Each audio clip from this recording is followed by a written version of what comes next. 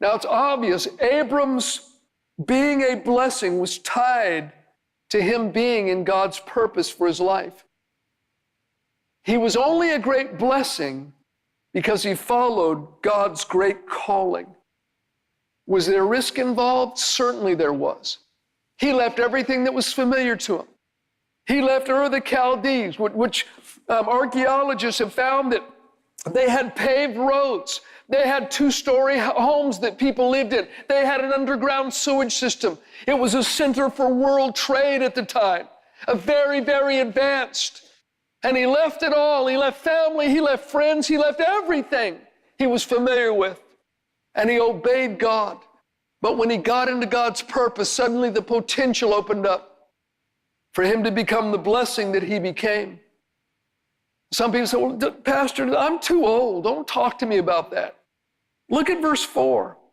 So Abram departed as the Lord had spoken to him. Lot went with him, and Abram was 75 years old when he departed from Haran. You're not too old. It's never too old to obey God. It's never too late. You know, I know two men. They're both in heaven now. But when they were in their 60s, both of them felt the river of God's purpose pulling them into a new chapter and a new direction of ministry.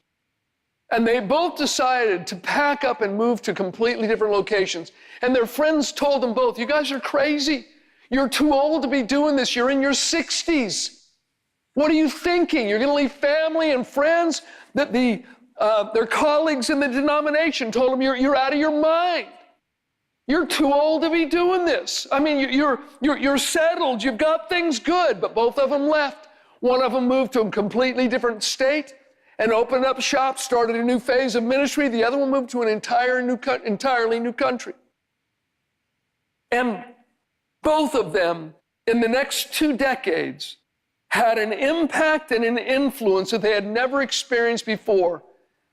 And both of them have had a measurable impact on world evangelism. Friend, today, if you hear his voice, don't harden your heart.